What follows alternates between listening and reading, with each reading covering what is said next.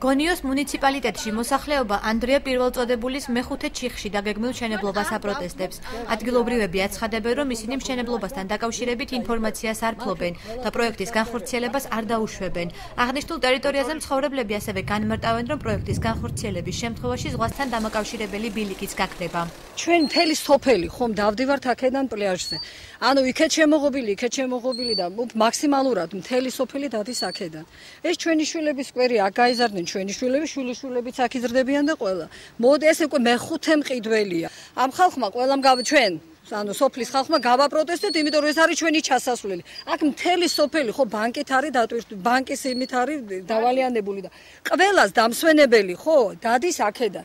ახლა 3 მეტრს დაგიტოვებთო გასასვლელზე. არ გვინდა 3 მეტრო. იმიტომ არ გვინდა 3 მეტრო, რომ რატო ესე კუთხე უნდა ვიაროთ. ეს თუ პატრიოტული მყიდველია, ჩვენ შეგვიძლია და მერიაში უძლია ადგილმონაცვლეობა გაუკეთოს. თქვათ მიცეს ასეთივე ადგილი ან ორმაგი მიცეს და ოდნავ სხვა მიმართულებით. ეს თუ ჩაიკეტა, ხო? ნახევარი სოფელი ზღვაზე ვეღარ გავა.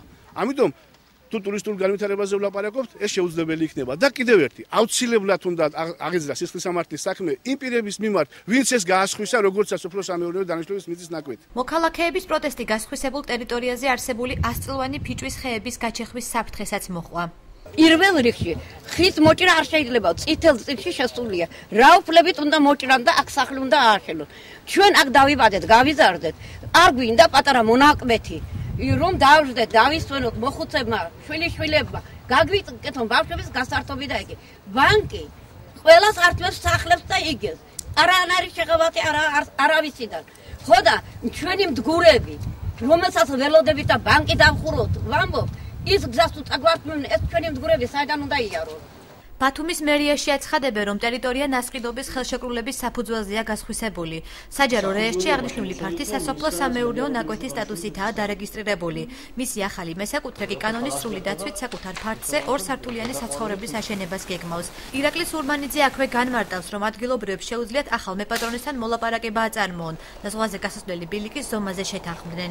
7 კვადრატული მეტრი სასოფლო-სამეურნეო დანიშნულების მიწის ნაკვეთი და გაცემულია ნებართვა ინდივიდუალური საცხოვრებელი სახლების შენობების თავობაზე. შემდგომში ნებართვის გაცემის პროცესში წარმოდგენილია ამ მონაწილე საჯარო რეესტრიდან, რომელთაც დასტურდება, რომ ეს მიწის ნაკვეთი არის მედია ბოჭორიშვილის საკუთრება. შესაბამისად, საჯარო რეესტრის ჩანაწერების მიმართ მოქმედებს სისრულისა და უტყუარობის პრეზუმპცია და ისინი ითვლება სწორად, მანამ სანამ არ დადასტურდება მისი უსწორობა. წარმოდგენილ დოკუმენტაციაში არ ჩანს ის გარემოება, რომ ეს ტერიტორია არის გზა ან დატვირთულია სერვიტუტით იმისათვის, რათა სხვა მოქალაქეებმა ისარგებლონ ზღვაზე გასასვლელი.